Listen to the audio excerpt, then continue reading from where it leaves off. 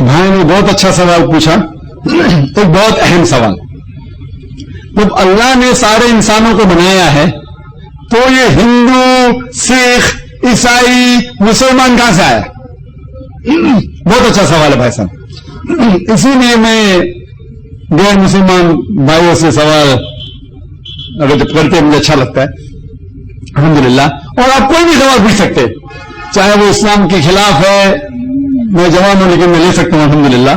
آپ کوئی بھی سوال پوچھ سکتے، چاہے موضوع کے اندر ہے موضوع کے باہر ہے، کوئی بھی سوال اسلام اور دیگر مذاہب کے بارے میں، یا ہندوازم ہو یا سکھزم ہو یا کرسچینٹی ہو، آپ پوچھ سکتے بنا جھجک.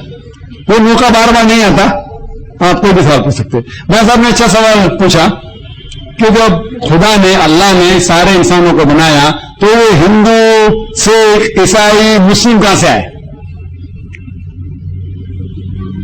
اللہ تعالیٰ فرماتے قرآن میں کہ اللہ سبحانہ و تعالیٰ نے ایک ہی مذہب بھیجے، ایک ہی مذہب، بس اللہ نے ایک ہی مذہب صرف بھیجے. وہ مذہب ہے کہ اپنی خواہش اللہ تعالیٰ کے حکم کے اوپر نچھاور کرنا. اللہ تعالیٰ فرماتے کہ ایک ہی مذہب بھیجے، لیکن جب پیغمبر بھیجے اللہ تعالیٰ نے، لوگ نے اسے دیگر مذاہب میں تبدیل کیا. اللہ نے جتنے اللہ کے پیغمبر آئے، آدم علیہ السلام سے، آدم علیہ السلام، نوح علیہ السلام، ابراہیم علیہ السلام، موسیٰ علیہ السلام، عیسیٰ علیہ السلام، محمد صلی اللہ علیہ وسلم، یہ سارے پیغمبر نے ایک ہی مذہب کا پرچار کیا، ایک ہی مذہب سکھایا جس کا نام ہے اپنے سارے خواہش. اسلام کی معنی ہے، جو لفظ آتا ہے سلم سے، سلم جس کے معنی ہے سلامت، اور سلم سے جس کی معنی اپنی خواہش اللہ سبحانہ و تعالیٰ کے احکام کے مطابق جینا، یعنی شاور کرنا. سلم سے آتا ہے، یعنی امن حاصل کرنا اپنی خواہش خدا کے مطابق چلنے کے بعد. تو یہ مذہب جو ہے اپنی خواہش نچھاور کرنا اللہ کے مطابق، سارے پیغمبر نے وہ ہی سکھائے، چاہے وہ آدم علیہ السلام ہو، نوح علیہ السلام ہو، ابراہیم علیہ السلام، موسیٰ علیہ السلام، محمد صلی اللہ علیہ وسلم. لیکن جس طریقے سے میں نے کہا اپنی تقریر میں کہ وقت کی تبدیلی کی وجہ سے، وقت کے گزرنے کی وجہ سے لوگوں نے اپنے مذہب کی کتاب کو بدلا. جس طریقے سے اللہ تعالیٰ فرماتے سورہ بقرہ میں، سورہ نمبر 2 آیت نمبر 79، فَوَيْلٌ لِّلَّذِينَ يَكْتُبُونَ الْكِتَابَ بِأَيْدِيهِمْ ثُمَّ يَقُولُونَ هَٰذَا مِنْ عِندِ اللَّهِ لِيَشْتَرُوا بِهِ ثَمَنًا قَلِيلًا فَوَيْلٌ لَّهُم مِّمَّا كَتَبَتْ أَيْدِيهِمْ وَوَيْلٌ لَّهُم مِّمَّا يَكْسِبُونَ. کہ لعنت ہے وہ لوگوں پہ جو لوگ کتاب اپنے ہاتھ سے لکھتے ہیں اور کہتے ہیں کہ خدا کی طرف سے ہے.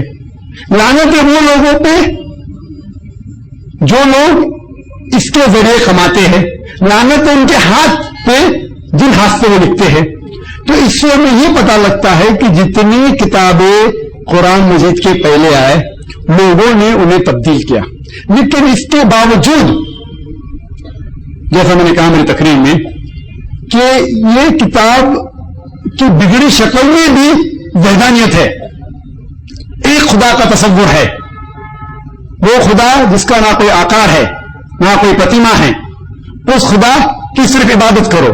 تو ہمیں کیا کرنا چاہیے؟ آپ جو دیکھتے ہیں مختلف مذاہب جو آپ دیکھتے ہیں وہ اسی لیے ہے کیونکہ لوگ اپنے مذہب کی کتاب کو نہیں پڑھتے.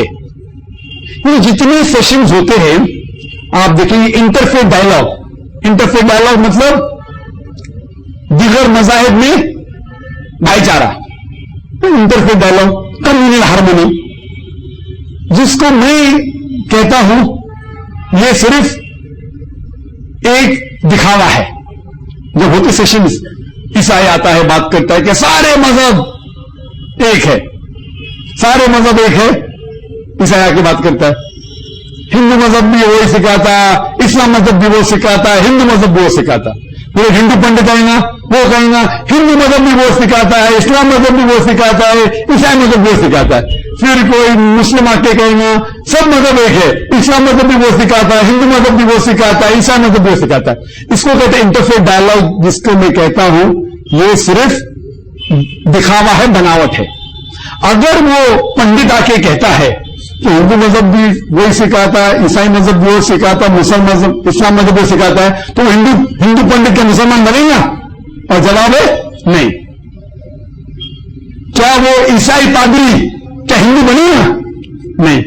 کیا وہ مسلمان مولانا کیا وہ عیسائی بنے گا؟ اور جواب ہے نہیں۔ یہ صرف دکھاوا ہے کہ سارے مذہب وہی سکھاتے۔ میں کیا کہتا ہوں کہ سارے مذہب 100% یکساں نہیں، لیکن اللہ تعالیٰ فرماتے سورہ عمران میں سورہ نمبر 3 آیت نمبر 64، جس آیت سے میں نے تقریر شروع کی، تعالیٰ الی کلمۃ سواء بین بینکم، آؤ ہم اس بات کی طرف جو آپ اور ہم میں یکساں ہے۔ سب سے پہلی بات اللہ نعبد الا اللہ، کہ اللہ ایک ہے، صرف اس کی عبادت کرے۔ تو میرا فارمولا کیا ہے سب مذاہب کے لوگ سے، چاہے وہ ہندو ہو، سکھ ہو، عیسائی ہو یا مسلم ہو، میرا فارمولا ہے قرآن کی آیت کے اوپر، جسے میں کہتا ہوں ماسٹر کی، سارے تالوں کو کھولنے والی چابی۔ میں کہتا ہوں کم از کم آپ اتنا مانو کہ باقی مذہبی کتاب صحیح ہے کہ نہیں اسے چھوڑ دو۔ آپ کم از کم اتنا مانو کہ ایک کتاب تو صحیح ہوگی، ایک کتاب تو کم از کم صحیح ہوگی، تو ہندو کہیں گا مجھے یہ ماننے میں کوئی اعتراض نہیں، باقی بائبل صحیح ہے کہ نہیں، قرآن صحیح ہے کہ نہیں، چھوڑ دو، میری ویدا تو صحیح ہے۔ وہی چیز اگر عیسائی کہیں گے باقی کتاب صحیح ہے کہ نہیں، چھوڑ دو، کم از کم ایک کتاب تو صحیح ہو، کہیں ہاں بھائی میری بائبل صحیح ہے، اللہ کی کتاب ہے، کہ وہ خوش۔ مسلمان کہیں گے باقی مذہب کی کتاب صحیح ہے کہ نہیں، چھوڑ دو، میرا قرآن تو صحیح ہے۔ تو اس بات کو ماننے کے لیے کوئی بھی اعتراض نہیں کریں گے، کوئی بھی مذہب کا ماننے والا یہ اعتراض نہیں کہیں گے کم از کم ایک کتاب تو صحیح ہے 100%، تو ہر مذہب والا سوچے گا کہ میری کتاب صحیح ہے۔ تو یہ فارمولا جو میں کہہ رہا ہوں جواب وہ قرآن کی وہی آیت سورہ عمران سورہ نمبر 3 آیت نمبر 64 میں تعالیٰ الی کلمۃ سواء بین بینکم، آؤ ہم اس بات کی طرف آپ اور ہمیں یکساں ہے۔ تو میں یہ کہتا ہوں کہ جو سارے مذہب میں عیسائی مذہب، ہندو مذہب، اسلام مذہب مجھے یکساں ہے، وہ چیز کے اوپر عمل کرو، باقی چیز چھوڑ دو کم از کم شروعات میں۔ باقی چیز صحیح رہ گیا تو بعد میں سوچیں گے، کم از کم وہ چیز جو یکساں ہے اس کے اوپر تو عمل کرو۔ اور جب ہم تحقیق کرتے ہیں پتا چلتا ہے کہ ساری مذہبی کتاب میں لکھا ہوا ہے کہ خدا ایک ہے، تو اسی خدا کی عبادت کرو، بت مت بناؤ۔ وہ بناتے ہیں وہ الگ بات ہے، کیونکہ مذہب کے ماننے والے اپنی کتاب پڑھتے گا، وہ اتنے حوالات دیا سارے مذہب کی کتابوں میں سے بت بنانا حرام ہے، پھر بھی بناتے، ہندو لوگ بناتے، عیسائی لوگ بناتے، عیسیٰ علیہ السلام کا بناتے، نعوذ باللہ۔ تو میں کہتا ہوں کم از کم اپنی مذہبی کتاب پہ عمل کرو۔ تو میں کہتا ہوں کہ جو یکساں ہے ساری مذہبی کتاب میں کم از کم شروع میں اس کے اوپر عمل کرو، تو میں یہ پتا لگے گا کہ سارے مذہب میں خدا ایک ہے، اسی کی عبادت کرو، شرک مت کرو، خدا کے ساتھ کسی کو شریک مت کرو، اور ساری چیزیں تقریر میں کہا۔ دوسری بات میں تقریر کیا ہوں محمد صلی اللہ علیہ وسلم کا ذکر دیگر مذاہب میں، عالمی مذاہب میں، اور میں ثابت کیا ہوں کہ ہندو مذہب میں بھی محمد صلی اللہ علیہ وسلم کا ذکر ہے، عیسائی مذہب میں محمد صلی اللہ علیہ وسلم کا ذکر ہے، پارسی مذہب میں محمد صلی اللہ علیہ وسلم کا ذکر ہے، بدھ مذہب میں محمد صلی اللہ علیہ وسلم کا ذکر ہے۔ تو مسلم اس کو تو مانو، باقی نہیں چھوڑ دو۔ یہ دو بات لو، اللہ ایک اور محمد صلی اللہ علیہ وسلم کا ذکر سارے مذاہب اہم مذاہب میں ہے، عالمی مذاہب میں، تو کم از کم اس کے اوپر تو عمل کرو۔ افسوس کی بات ہے کہ لوگ اپنی خود کی مذہب کی کتاب نہیں پڑھتے، اور جو لوگ مذہب کے ٹھیکیدار ہے، دھرم ادھیکاری لوگ جو ہے، وہ مذہب کو ایک مدعا بناتے ہیں ووٹ بینک کے لیے۔ جو آج کی آپ جو کہہ رہے بالکل صحیح کہتے ہیں کہ کمیونل فیلنگ جو ہے وہ کیوں ہے؟ کیونکہ وہ پالیٹیشین لوگ جو پرابلم کرتے اپنے ووٹ کے لیے جھگڑے فساد کرتے تاکہ اسے ووٹ بینک ملے۔